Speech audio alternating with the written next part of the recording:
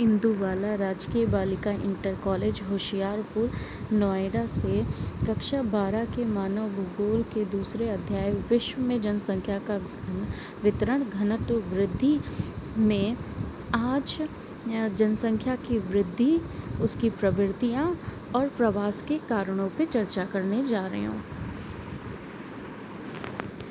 अगर हम जनसंख्या वृद्धि को देखें तो जनसंख्या वृद्धि क्या है? किन्हीं दो निश्चित अंतरालों के बीच में वहाँ पर निवास करने वाले लोगों की संख्या में जो परिवर्तन मिलता है वही हमारा जनसंख्या वृद्धि कहलाता है।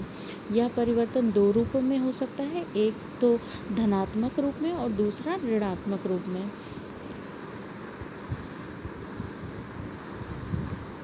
इसे हम एक उदाहरण द्वारा भी समझ सकते हैं।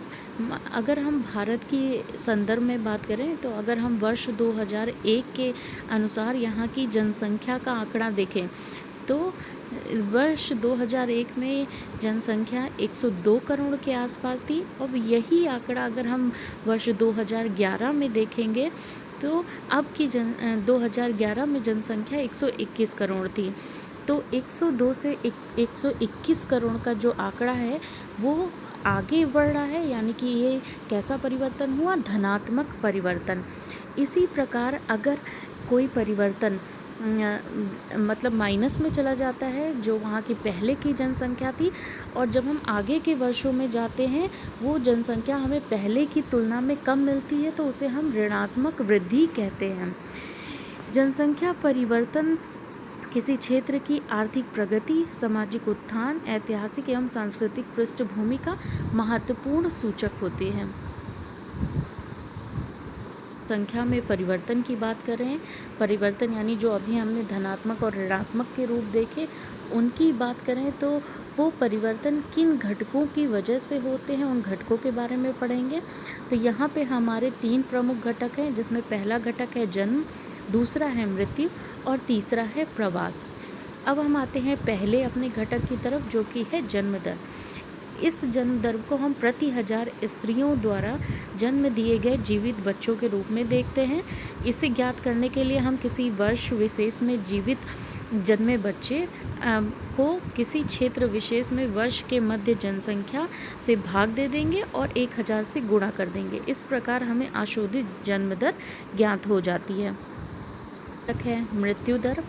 मृत्यु दर जनसंख्या परिवर्तन में एक सक्रिय भूमिका निभाता है। अगर किसी स्थान की जनसंख्या में वृद्धि के लिए जन्म दर इम्पॉर्टेंट होती है, उतना ही महत्वपूर्ण स्थान मृत्यु दर का भी होता है। क्योंकि अगर जन्म दर अधिक है और मृत्यु दर कम है तो जनसंख्या में धनात्मक परिवर्तन होगा। अगर जन्म दर अधिक है और मृत्यु दर उसकी तुलना में अधिक है, यानी कि जन्म दर की तुलना में मृत्यु दर अधिक है, तो उस क्षेत्र की जनसंख्या अधिक जन्म दर होने के बावजूद भी कम होगी। इसी प्रकार जो आशोधित मृत्यु दर है उसको हम किसी वर्ष विशेष में मृतकों की संख्या को उस वर्ष के मध्य में अनुमानित जनसंख्या से भाग देके और 1000 से गुणा करके ज्ञात कर सकते हैं।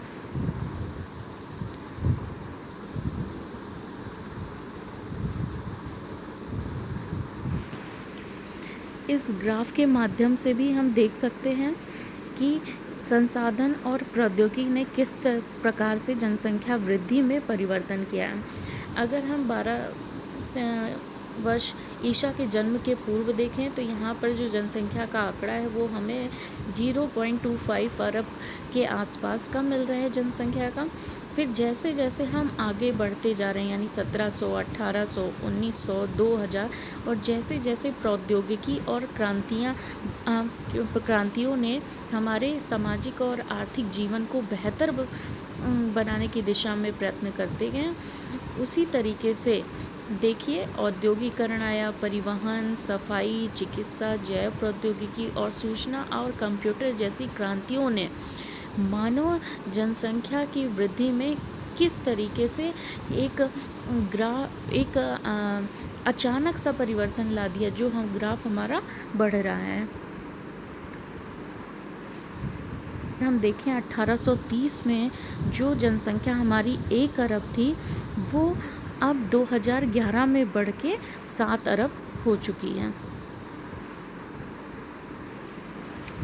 यहाँ पे हम देख सकते हैं कि विज्ञान और प्रौद्योगिकी ने किस प्रकार जनसंख्या वृद्धि में सहायता की है। करें जनसंख्या वृद्धि की प्रवृत्ति की, तो अभी हमने जिस ग्राफ को देखा और उसके बारे में समझा है, उस आधार पर हम कह सकते हैं कि जो ईसा की पहली शताब्दी में जनसंख्या थी वो 30 करोड़ से कम थी। लेकिन जैसे जैसे 16वीं और 17वीं शताब्दी बढ़ती गई और विश्व व्यापार बढ़ा, उसी प्रकार से जनसंख्या में भी वृद्धि होती गई। और 1750 के आसपास जब औद्योगिक क्रांति का उदय हुआ तो विश्व की जनसंख्या 55 करोड़ हो गई। 18वीं शताब्दी में औद्योगिक क्रांति के पश्चात विश्व जनसंख्या में विस्फोटक वृद्धि हुई। और इसके बाद जब हमारी प्रौद्योगिकी प्रगति हुई तो जन्म दर को घटने में सहायता की तथा त्वरित जनसंख्या वृद्धि के लिए मंच प्रदान किया। धन्यवाद। इसी के साथ हमारा जनसंख्या वृद्धि की प्रवृत्ति खत्म होती है। अगले बिंदुओं के बारे में हम चर्चा अपनी अगली वीडियो में करेंगे।